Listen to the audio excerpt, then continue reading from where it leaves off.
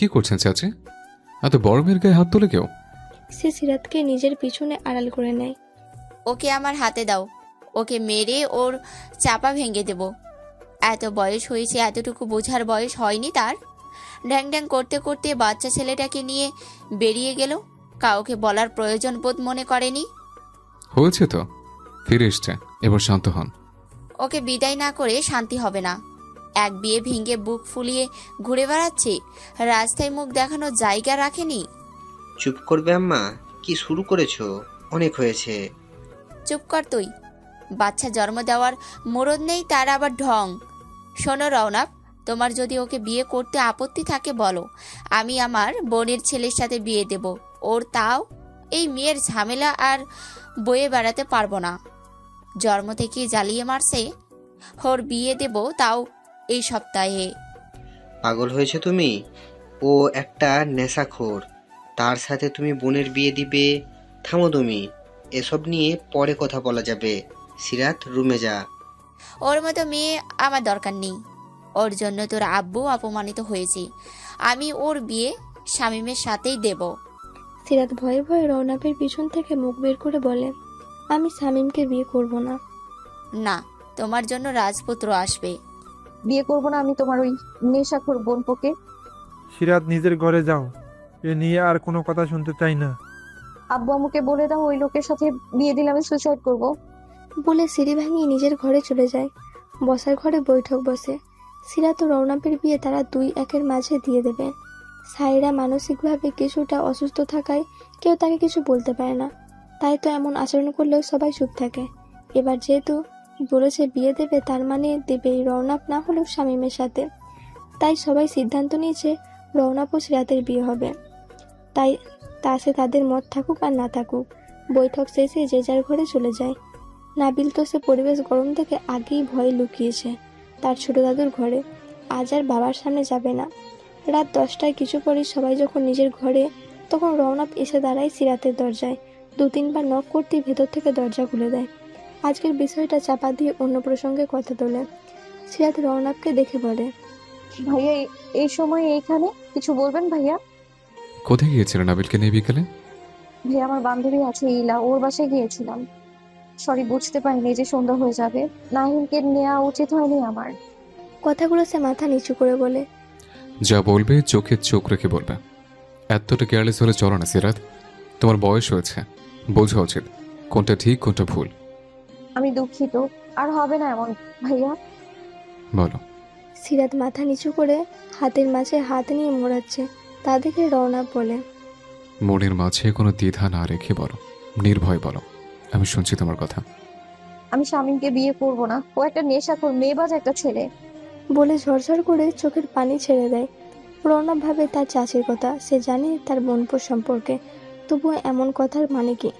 শুধুমাত্র রাগ আর জেদের বসেই কি সব করছে? সায়রা বেগমের তৃতীয় প্রেগন্যান্সির সময় থেকে তার মানসিক স্বাস্থ্যের অবনতি হয়। সবসময় খিটখিট মেজাজ, সবসময় বেশি রাগটা বোধ হয় সিরাতের ওপরই দেখায়। কেন তা কেউ জানে না। আমি কিন্তু করব না ওই লোককে বিয়ে।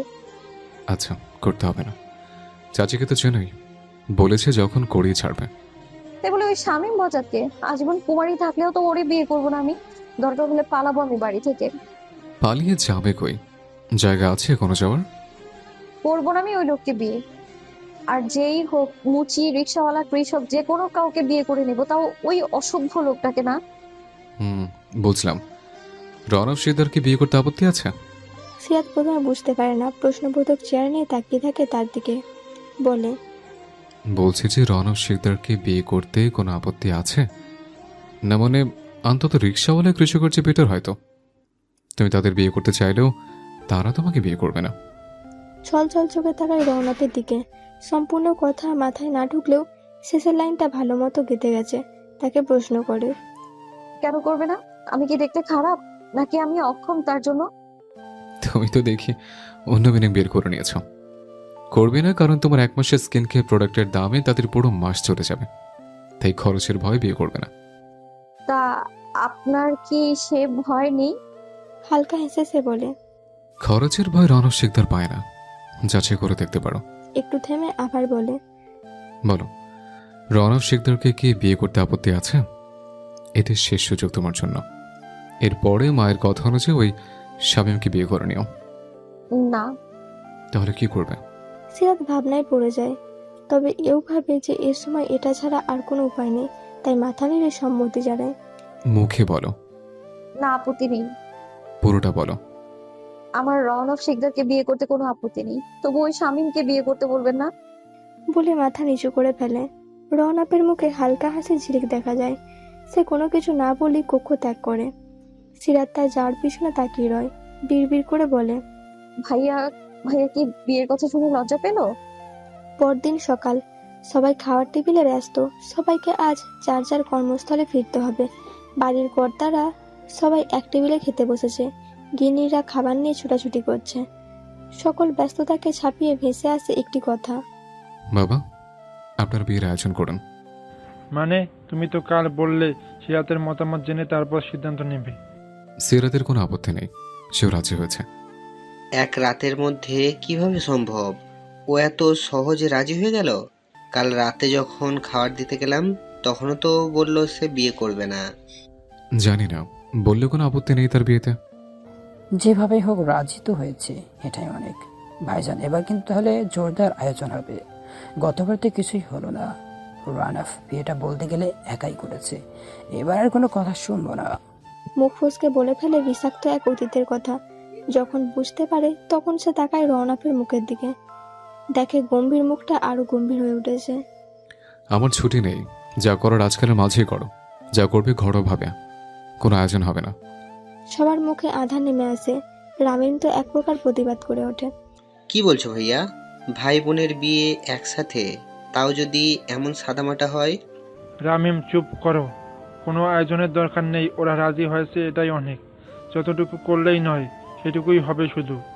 আরাফাত যাকে যাকে দাওয়াত করেনি, তোর মেয়ের বিয়ে বলে কথা। ভাইজান, আপনারও তো ছেলের বিয়ে। একই তো, তুমি আত্মীয়ের দিকটা দেখো, বাকিটা আমরা দেখছি। খাওয়ার টেবিলে সব আলোচনা সারা হলো।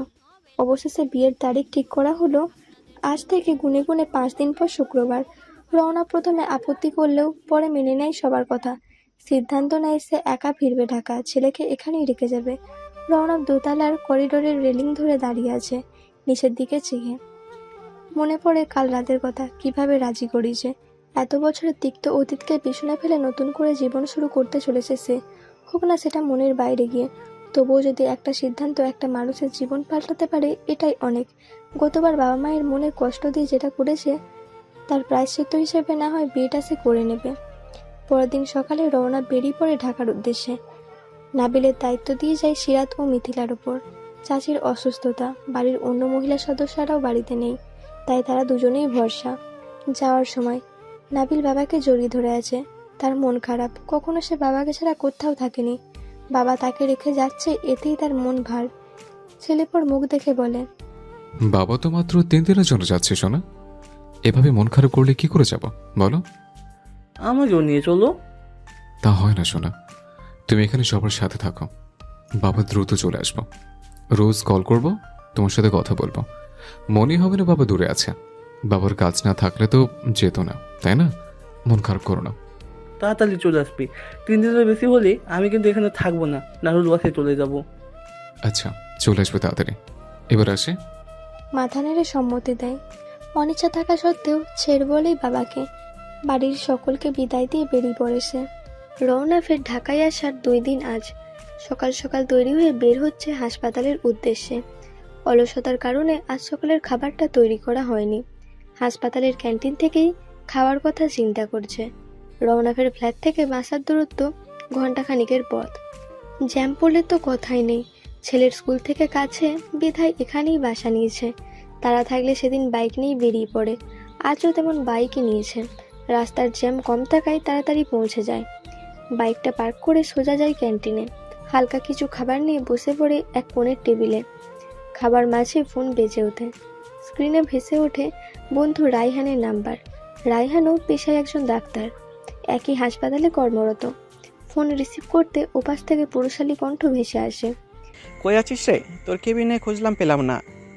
ক্যান্টিনে আছে, চলে আয়। কল কেটে ফোন পকেটে ভরে নেয়। আবারও খাওয়ায় মনোযোগ দেয়। কিছু সময় পর রাইহানও আসে ক্যান্টিনে, খুঁজে নেয় সঠিক ব্যক্তিকে। সামনে চেয়ার টেনে বসে একজন ওয়েটারকে ডেকে একটা কফি ও স্যান্ডউইচ অর্ডার করে। কিছুক্ষণের মধ্যে খাবার চলে আসে। খেতে খেতে সামনের ব্যক্তির উদ্দেশ্যে শোধায়, রাহিল কই? দেখছি না ওকে। না, ও বাড়িতে আছে। বাসায় একা কি করছে? ওর স্কুল আছে না? রোজ তো সাথে করে নিয়ে আসিস। ওকে রাজশাহী রেখে এসেছে, গ্রামের বাড়ি। তুই রেখে আসলি, ও থাকলো। তোর বাপ ভক্ত ছেলে থাকলো, কতদিনের জন্য রেখে আসছিস? 3 দিনের জন্য। আমি 3 দিন পর যাচ্ছি সেখানে। তো যাবি যখন তাহলে আসলি কেন? 5 দিনের ছুটি অ্যাপ্লাই করব, তাই। কোনো সমস্যা ভাই? হঠাৎ ছুটি নিবি? বিয়ের জন্য ছুটি নেব। ও, তা কার বিয়ে? আমার এই শুক্রবার বিয়ে। রায়হান যেন হঠাৎই একটা ধাক্কা খেল। বিস্ময় ভরা চেহারা নিয়ে তাকায় রওনাফের মুখের দিকে। আসলেই মজা করছিস না ভাই? তুই আমার বেয়ান লাগিস যে বিয়ে নিয়ে মজা করব? বলে উঠে চলে যায় ক্যাশ কাউন্টারের দিকে। দুজনের খাবারের বিল মিটিয়ে বেরিয়ে যায়। রায়হানও তার পেছন পেছন ছোটে, দৌড়ে গিয়ে জাপটে ধরে পিছন থেকে। বল না, সব কিছু করলে বল না। মানে হঠাৎ বিয়ে? পাত্রীকে? বাড়ি কই? ছবি আছে, দেখা না। এত কৌতূহল ভালো না রায়হান। বিয়ে শুনছিস, এবার চুপ থাক। যা জানার লাঞ্চে চলে আসিস, তখন বলবো। এখন আমি ব্যস্ত, কাজ আছে। যা নিজের কাছে যা। রাজশাহী। এই ননদি, তোমার না কলেজ আছে? যাবা কখন? 8টা বাজে। আর কলেজ? তোমার শ্বশুর শাশুড়ি ধরে বিয়ে দিচ্ছে পড়াশোনা করার জন্য। মানে কি, তুমি পড়াশোনা ছেড়ে দেওয়ার চিন্তা করছো? সে তো বিয়ের পর এমনিও ছাড়া লাগবে, তাই আমি না হয় আগেই ছাড়ি। তোমার বর তোমাকে পড়াবে, তাই এসব ভাবনা মাথা থেকে ঝেড়ে উঠে রেডি হয়ে খেতে আসো। আমার যেন দ্বিতীয়বার ডাকা না লাগে। যথা আজ্ঞা আমার মা। এবার যাও, তোমারে আমার ভাই মিস করতেছে। এরপর বলবে আমি তার বউ নিয়ে আটকে রেখেছি। ফাজিল, যাও এখন। সিরাত তৈরি হয়ে চলে যায় সোজা ডাইনিংয়ে। সেখানে ইতিমধ্যে উপস্থিত সব পুরুষ সদস্য। সিরাত সকলের উদ্দেশ্যে সালাম দিয়ে খেতে বসে। আজমল শিকদার মিথিলার উদ্দেশ্যে বলে, বৌমা, তুমি আর সিরাত আজ সকালের মধ্যে শপিং শুরু করো। সামনে আর 4 দিন। ছোট বউ আর সারা ফিরলে গহনাগুলো কিনবে না হয়। বড় বাবা, ছোট কাকি আসলে না হয় যাই। বিয়ের বাজার বলে কথা, সবাই মিলে পছন্দ করে কিনলে ভালো হবে। যার বিয়ে সে তো আছে, সিরাত ওর পছন্দ অনুযায়ী কিনুক। গয়নাটা শুধু তোমাদের ছোট কাকি এলে কিনবে। কাজ যত এগিয়ে রাখা যায় ততই ভালো, সময় তো বেশি নেই। জি সিরাত, তোমার কখন সময় হয় বলো। আচ্ছা। সিরাত খাওয়া শেষ করে উঠে পড়ে। ঘরের চৌকাঠ পার হতেই বাগানের দোল্লায় বসে আছে নাবিল, তার মুখ ভার। সিরাত বুঝতে পারে যে বাবার ভক্ত এই ছেলে কখনোই বাবা ছাড়া থাকেনি। বাবা নেই তাই সর্বদা হাসি খুশি থাকা ছেলেটার মন আজ ভার। সে তার দিকে এগিয়ে যায়, তার পাশে বসে কাঁধে হাত রাখে। হাত রাখতেই চমকে ওঠে নাবিল, পাশ পেয়ে মিশুকে দেখে হালকা হাসে। সিরাত বলে, কিরে মন খারাপ কেন? এমনি। বাবার কথা মনে পড়ছে? সকালে কথা হয়নি? না বাবা, কল দেয়নি সকালে। তুই দিলেই তো পারিস। ফোন নেই তো, কাল থেকে নিতে লজ্জা করতে। ওরে আমার লজ্জাপতি রে, নাম্বার মুখস্থ আছে? আচ্ছা। আসসালামু আলাইকুম, কে বলছেন? বাবা, আমি বলছি। শোনো, তুমি কার ফোন থেকে কল করেছো? মিতুল ফোনটা নিয়েছি, তুমি সকালে কল দাওনি কেন? সরি শোনা, আমি ভেবেছিলাম তুমি ঘুমিয়ে আছো। কি করছো এখন? খেয়েছো সকালে? হ্যাঁ খেয়েছে। তুমি এখন গিয়ে খেয়ে নাও, আমি ঘন্টাখানেক পরে কল দিচ্ছি। মিশু তো এখন কলেজে যাবে, তুমি কাকিয়াল ফোনে কল দিও। ওকে শোনা, এখন রাখছে। তুমি খেয়ে নিও কেমন? আর ভদ্র ছেলে হয়ে থাকবে। কেউ যেন নাবিলের নামে কোনো কমপ্লেন না করে। রাখছে। রওনা কল কাটতেই নাবিল ফোনটা সিরাতের হাতে দেয়। সিরাত ফোন নিয়ে নাবিলের মুখের দিকে তাকায়, দেখে মন খারাপ করে বসে থাকা ছেলেটার মুখে হাসি ফুটেছে। যাবি আমার সাথে কলেজে? কি করতে যাবো? ঘুরতে যাবি? বাসায় বসে বোর হচ্ছিস না? তোমাকে কে বললো আমি বল হচ্ছি? আর তোমার কলেজ তো গার্লস কলেজ, ওখানে গিয়ে কি দেখবো? আর তুমি যাও, আমি যাবো না। না গেলি আমারও ঠেকা পড়েনি তোকে নিতে। মুখ ভেঙচি কেটে চলে যায়, বিড়বিড় করে বলে, বাপ ছেলে দুটোই এক, কেমন মুখের উপর অপমান করে দেয়। আল্লাহ জানে ভবিষ্যতে কি আছে আমার কপালে।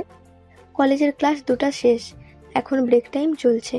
ইলা, শিহাব, চৈতি, মাহিন 5 জনের একটা গ্রুপ। একজন না আসলে বাকি চারজনকে আর কলেজের এরিয়ায় খুঁজে পাওয়া যায় না। সবাই গোল হয়ে বসে আছে মাঠের শেষ মাথার পুকুরের পাড়ে। তাদের আলোচনার বিষয়বস্তু শিহাবের প্রেম। সে কিছুদিন আগে একটা মেয়েকে দেখেছে, এক দেখায় মন দিয়ে বসেছে, তাকে নিয়ে মনের মাঝে শত জল্পনা কল্পনা করছে। কিন্তু আজই সে জানতে পেরেছে যে সেই মেয়ে তার সিনিয়র, বিবাহিত। তার প্রণয়ের শুরুতেই সব শেষ। থাক, কষ্ট পাইস না, তোরে আর একটা খুঁজে দেব, ওইটাকে ভুলে যা। বললে কি বলা যায়, তাকে তো মন দিয়েছিলাম। আমার কল্পনা স্বপ্ন সব জায়গায় এসে হানা দেয়, তাই বলে বিবাহিত মহিলা নিয়ে ভাববি? ছে, অপবিত্র মন তোর। হ্যাঁ, এটা তুই ঠিক বলেছিস। তুই আমাদের একটা ট্রিট দে, দেখবি গরিবরে দান করলে আল্লাহ তার রিজিক বাড়ায়া দেয়, আয় উন্নতি হয়, সব হয়। গরিব কি আবার? কেন, আমাদের তোর চোখে পড়ে না? কি অভাবে চলে? 2-3 দিন খাই না, আল্লাহর গজব পড়বে আপনাদের উপর। আপনারা যা শুরু করেছেন। গরিবের হক মারলে মরেও শান্তি পাবি না, এমন বদদুয়া দেবো আজীবন সিঙ্গেলি মরবি। চল হাট, সাহস কত আমাদের না করে। দৌড়ে বেঁধে শিয়াবকে নিয়ে যা ক্যান্টিনে। সিরাতের ফোন বেজে ওঠে, মিথিলার ফোন। সে রিসিভ করতেই বলে, সিরাত, তুমি বাড়ি চলে আসো, চাচি খেপেছে, বলছে 2 দিন পর বিয়ে, এখন বাইরে টই টই করে ঘুরছে। এই মহিলা আমার জীবনটা শেষ করে দেবে, থাকো তুমি, আসছি আমি। ফোন কেটে এসে ব্যাগপত্র নিয়ে উঠে পড়ে। যাস কই? হয়েছে কি? মরণ হয়েছে। বলে হনহনিয়ে চলে যায় কলেজের বাইরে। দুপুর 2টা, কেবিনের মুখোমুখি বসে আছে 2 বন্ধু। একজনের মাঝে হাজার প্রশ্ন আর অন্যজন নির্লিপ্ত। নিরাপত্তা ভেঙে রায়হান বলে, কাহিনী কি বল, মেয়েটা কে? চাচাতে বোন। খেতে থাকা রায়হানের হঠাৎ কাশি উঠে যায়। রৌনক 1 গ্লাস পানি এগিয়ে দেয়। পানি খেয়ে স্বাভাবিক হয়ে বলে, শুরু থেকে বল, একটা দাড়ি কমাও যেন বাদ না যায়। রৌনক শুরু থেকে ঘটা সবকিছু বলে রায়হানকে। তবে সিরাতের অক্ষমতার কথাটা চেপে যায়। সে চায় না পরবর্তীতে এই নিয়ে সিরাতকে কোনো সমস্যায় পড়তে হয়। মেয়েটা তো ছোট, আর তুই কি কখনো ওকে ভালোবাসতে পারবি? এমন একটা সিদ্ধান্ত নেওয়া কি ঠিক? জানি না কি ঠিক কি ভুল। সে সময় মনে হয়েছে এটা ছাড়া আর কোনো রাস্তা নেই মেয়েটাকে ভালো রাখার। আর যদি কখনো তার জন্য আমার মনে ভালোবাসার উদয় হয় তবে তো ভালো, যদি না হয়? তবুও সে আমার স্ত্রী থাকবে। কত স্বামী স্ত্রী আছে ভালোবাসা ছাড়া ঘর করছে বছরের পর বছর। যদি না হয় তবে সে থাকবে, শুধু দায়িত্ব আর দুজন থাকবে, দুজনের প্রয়োজন হয়। ভালোবেসে তো একজনকে এনেছিলাম, দিন শেষে সে ভালোবাসাকে পায়ে ঠেলে চলে গেল। একটু থেমে আবার বলে, এবার না হয় প্রয়োজন বোধেই কাছে টানলাম, যদি থেকে যায়। রায়হান চুপ থেকে শুনে। কিছু বলার নেই, কি বলবে, ঠিকই তো বলেছে, ভালোবাসার মূল্য কজন দেয়। থাক তুই, রাউন্ডে যেতে হবে। সে রুম ত্যাগ করে।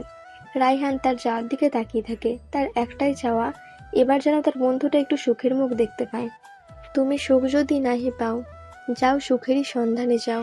তুমি সুখ যদি নাহি পাও, যাও সুখেরই সন্ধানে যাও। আমি তোমারে পেয়েছি হৃদয় মাঝে, আর কিছু নাহি চাই গো, আমারও পরানো যাহা চায়। তুমি তাই গো, আমারও পরানো যাহা চায়। বারান্দায় হাঁটু মুড়ে বসে আছে একজন 30 বছর বয়সী নারী। তার গলার সুর বুঝিয়ে দেয় তার হৃদয়ের খবর। হাতে একটি ফটো ফ্রেম, তাতে বাঁধানো আছে একজন নারী, পাশে একজন সুদর্শন পুরুষ, তার কোলে একটি শিশু। সকলের মুখে তৃপ্তির হাসি, চোখের ভাষায় প্রকাশ পায় হাজারো প্রাপ্তির গল্প। কিন্তু ভাগ্য তাদের সাথে খেলেছে ভয়ানক এক খেলা। সে খেলায় তারা কেবল কয়েকটি গুটি মাত্র। নারীটি হাত দ্বারা ছুঁয়ে ছুঁয়ে দেখছে ছবিতে থাকা মানুষগুলোকে। তার চোখে আজ আর কোনো পানি নেই, চোখগুলোও যেন আজ তার সঙ্গ দিচ্ছে না। কতদিন হয়ে গেল এই মুখগুলো দেখা নেই। হয়তো তারা সুখেই আছে তাকে ছাড়া। বাচ্চাটাও হয়তো আজ অনেকটা বড় হয়েছে, এখন হয়তো প্রাণ খুলে হাসে, কথা বলে। কিন্তু তার হাসি, কথা সবকিছুর মাঝে এই নারীটির অস্তিত্ব অনুপস্থিত। তার ভাবনা ভঙ্গ হয় ছোট্ট একটা বাচ্চা মেয়ের কণ্ঠে। নারীর কর্ণভেদ হতেই হাতের ছবিটি লুকিয়ে নেয় আঁচলের তলায়। মাম্মা, কোথায় তুমি?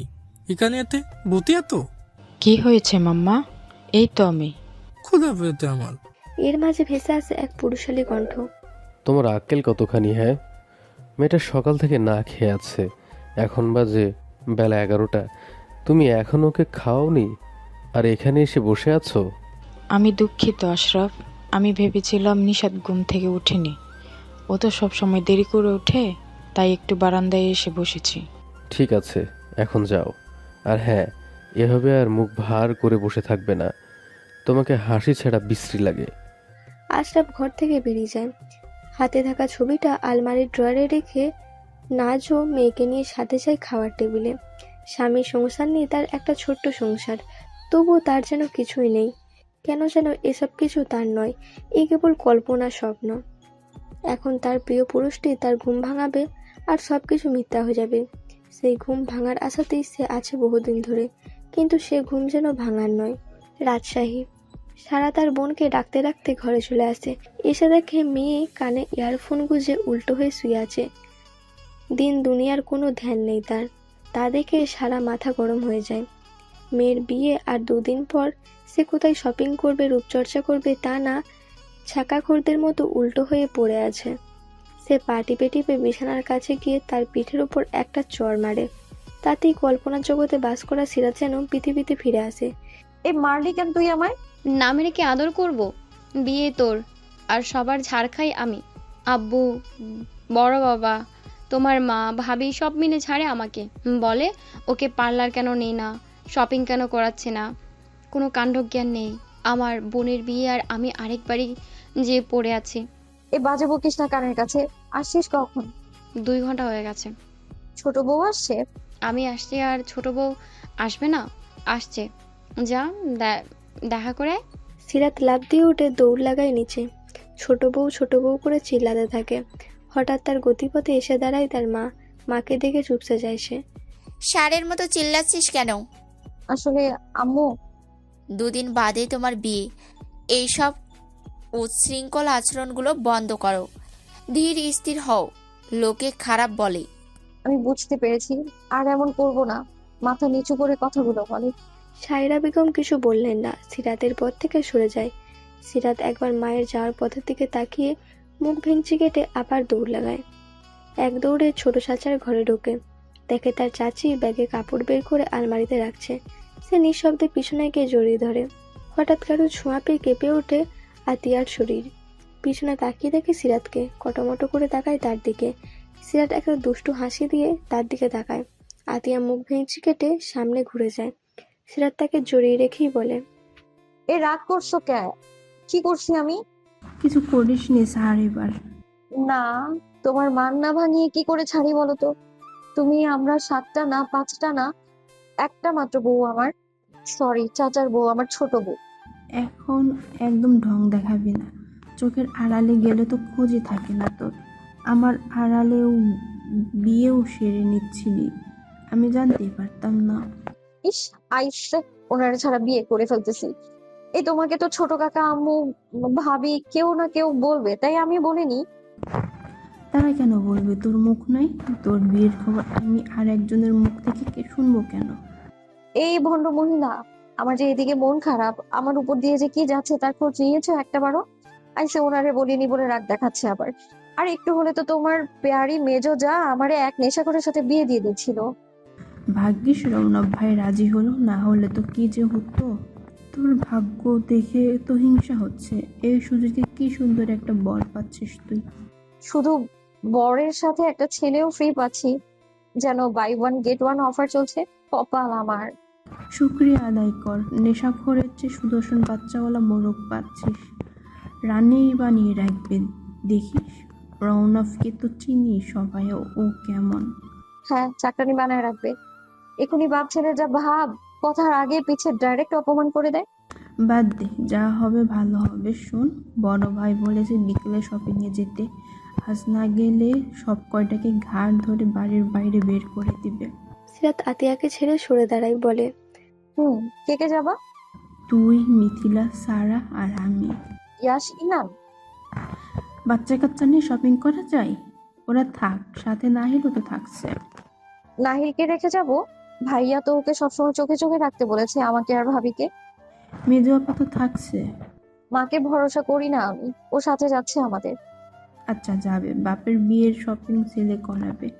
রৌনক থাকলে সে যেত, সে নেই তাহলে ছেলেই সই। বলে হেসে ওঠে আতিয়া।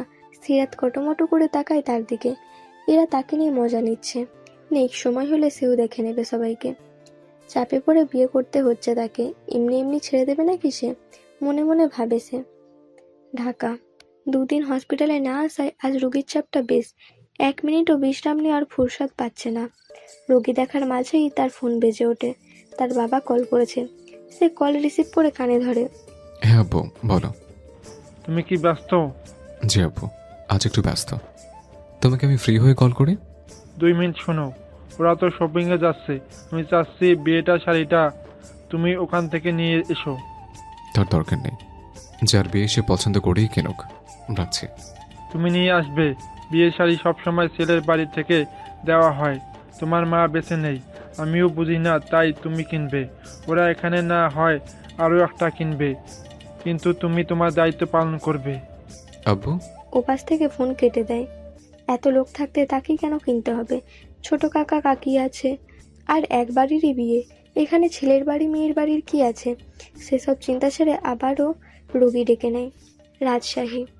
বিকাল 4টে বাজতে তারা বের হয় বিয়ের শপিং করতে। নাবিল সে বেজায় বিরক্ত। মেয়েদের শপিংয়ে সে এক একটা ছেলে। ইয়াসকেও তো বাড়িতে রেখে এসেছে, তাকেও না হয় বাড়িতেই রেখে আসতো, কিন্তু না, তার বাবাটাও হয়েছে একজন। সে তো বড় হয়েছে, এখনো কি চোখে চোখে রাখতে হয়? সে কি বাচ্চা ছেলে? বাবার সাথে এ বিষয়ে কথা বলতে হবে এখনই। বাড়ির গাড়িতে এসে বসেছে সবাই। সামনে বসেছে ড্রাইভার, তার পাশে নাবিল, পিছনে আতিয়া, মিথিলা, সিরাত। সাহারা যার কথা থাকলেও আসতে পারেনি সে। সায়রা বেগম একা বাড়িতে 2টা বাচ্চা সামলাতে পারবে না, তাই তাকে থাকতে বলেছে। অনিচ্ছা সত্ত্বেও তাকে থেকে যেতে হয়েছে। সাহারা ঈশা ও ইনানদের সামনে দাঁড়িয়ে কোমরে হাত রেখে বলে, ভুল বললে আপু। মেজমা তোমাকে আমাদের জন্য থাকতে বলেনি, বলেছে কারণ তুমি আর সিরাত আপু এক জায়গায় থাকলে চুলাচুলি করবে, তাই। বেয়াদব আসক্তর বাপ, আজকে যদি মার না খাই তোদের। রাগে ফোঁস করতে করতে চলে যায় নিজের রুমে। কত ইচ্ছা ছিল বোনের বিয়ে শপিং করবে। সাহারা ও সিরাত দুজন পিঠে পিঠি, 1.5 বছরের ছোট বড়, তাই সবসময় মারামারি ঝগড়াঝাটি লেগেই থাকে। 2 বাচ্চা পরপর হওয়াতে সাহারা বেগমের শরীর ও মস্তিষ্কে বিরূপ প্রভাব পড়েছে। সিরাত মায়ের আদর কম পেয়েছে, কেননা তার পরপরই সাহারার জন্ম। সিরাতের বেড়ে ওঠা বেশিরভাগটাই তার বড় মায়ের কাছে। তার বড় মা মারা গিয়েছে তার যখন 8 বছর বয়স তখন। এরপর অনেকটা একাই বেড়ে উঠেছে। এরপর আতিয়া এলে সে ঘোষায় সিরাতের একাকিত্ব। তাই তো আতিয়াকে সিরাত এত ভালোবাসে। এই কারণেই মায়ের সাথে তার এত দূরত্ব। রওনাফের কাজের মাঝে আবার তার ফোনটা কর্কশ স্বরে বেজে ওঠে। বিরক্তি নিয়ে ফোনটা হাতে নিতেই দেখে মিথিলার নাম্বার। না চাইতেও কল রিসিভ করতে হয়। রিসিভ করতেই ভেসে আসে নাবিলের গলা। পাপা, তুমি কোথায় ফাঁসিয়ে দিয়েছো? কেন বাবা, কি হয়েছে? তুমি কাকি আর মিশুকে কি বলেছো? আমাকে চোখে চোখে লাগতে আমি কি বাচ্চা? নাবিলের কথা শুনে পিছন থেকে সিরাত বলে ওঠে, তুই বাচ্চা হবে কেন? তুই তো চৌবাচ্চা। নাবিল সিরাতের দিকে ফিরে বলে, তুমি কথা বলবে না? তুমি টেনে আমাকে মেয়েদের শপিং এনেছো, আবার আমাকে তো বাচ্চা বলো? চৌবাচ্চাকে তো চৌবাচ্চাই বলবো। বয়স না মোটে ভাব দেখলে বাঁচি না। তোমার মতো নাকি সারাদিনের সাথে ওর সাথে ঝগড়া করি? কার সাথে করি ঝগড়া? তুই তো সেদে এসে ঘায়ে করে ঝগড়া বাতাস। ঝগড়ুটে ছেলে মেয়েদের মতো ঝগড়া করে। মুখ ভেঙচে দিয়ে অন্যদিকে তাকায়। তুমি ঝগড়ুতে, মেজর দিদা ঠিকই করে, সারাদিন তোমাকে বকে। সিরাতের মতো সেও মুখ ভেঙচে দেয়। রওনাপ এত সময় তাদের তর্কাতর্কি শুনছিল, আর অবাক হচ্ছে এটা তার সেই শান্তশিষ্ট ছেলে। রামিম কাল রাতেও কল করে হাসতে হাসতে বলেছিল এখানে 2 থেকে তার ছেলে ঝগড়া শিখেছে। রোজ 3 বেলা সিরাতের সাথে বাঁধে। সে ধমকে ওঠে নাবিলকে, নাবিল, বড়দের সাথে এভাবে কথা বলো তুমি? একটু কড়া সুরে বললেও কথাটি। নাবিল বাবার কথা শুনে চুপসে যায়। সে ভুলেই বসেছিল কলে তার বাবা আছে। সে সিরাতের দিকে কটমটিয়ে তাকিয়ে বলে, থলি বাবা। আমায় কেন সরি বলছো? যাকে কথাগুলো বলেছো তাকে বলো। কিন্তু মিশু তো আমাকে তো বার্তা বলেছে। সরি বলতে বলেছি তোমাকে? বাবা, তোমার বাবা কি তোমাকে এতে শিখিয়েছে যে নাবিল বড়দের মুখে তর্ক করে? তুমি তর্ক করলে, ঝগড়া করলে তো তার বলবে নাবিলের বাবা তাকে ভালো শিক্ষা দেয়নি। তুমি কি চাও তারা তোমার বাবাকে খারাপ বলুক? না, আমি তাই না তোমাকে কেউ খারাপ বলুক। তাহলে মিশুকে সরি বলো। ওকে, এখন রাখি। আমি মিশুকে সরি বলে দেব। আমি কলে থাকা অবস্থায় বলো, আমি নিজ কানে শুনতে চাই। নাবিল অনিচ্ছা থাকা সত্ত্বেও সিরাতের দিকে তাকিয়ে বলল, থলি মিশু, আমি আর তোমার সাথে ঝগড়া করবো না। সিরাত নাবিলের মুখের অবস্থা দেখে মিটমিট করে হাসিল। আতিয়া তার দিকে কটমটিয়ে তাকায়। রওনাপ কল কেটে দেয়। নাবিল মিথিলার ফোন তাকে ফেরত দিয়ে দেয়। নাবিল মাথা নিচু করে চুপ করে বসে থাকে। আজ মিশির জন্য তার বাবার সামনে তার ইমেজ নষ্ট হয়েছে, এতে তার বেজায় মন খারাপ। সিরাত তার দিকে আর চোখে তাকিয়ে বলে, ভদ্র বাপের অভদ্র ছেলে। নাবিল তার দিকে তাকিয়ে বলে, এই তোমার বাবা কি তোমাকে শেখায়নি বাচ্চাদের সাথে কিভাবে কথা বলতে হয়? লজ্জা করে না বাচ্চাদের সাথে ঝগড়া করতে আসো? সিরাত তার কথায় পাত্তা না দিয়ে বলে, আমার আব্বু আমাকে বাচ্চাদের সাথে কেমন কথা বলতে হয় তা শিখিয়েছে, কিন্তু বাচ্চাদের সাথে কিভাবে কথা বলতে হয় তা আমি নিজে শিখে নিয়েছি। মিথিলা বিরক্ত হয়ে ধমকে ওঠে, এই তুমি কি বাচ্চা? ওর পিছনে লাগছো কেন এভাবে? মিথিলার ধমক খেয়ে সিরাত চুপ হয়ে যায়। তা দেখে নাবিল মিটমিটিয়ে হেসে বলল, ভদ্র বাবার অভদ্র মেয়ে। নাবিলের কথা শুনে অবাক হয়ে তাকায়। এই ছেলে তার কথা তাকেই ফিরিয়ে দিচ্ছে। এদিকে কল কেটে ফোনের দিকে তাকিয়ে থাকে। রওনা ভাবে একসাথে এদের কিভাবে সামলাবে। সেকেন্ডে সেকেন্ডে ঝগড়া বেঁধে যায়। ছেলেটাও হয়েছে তেমন, 2 দিন থেকেই কেমন ঝগড়টে হয়ে গেছে।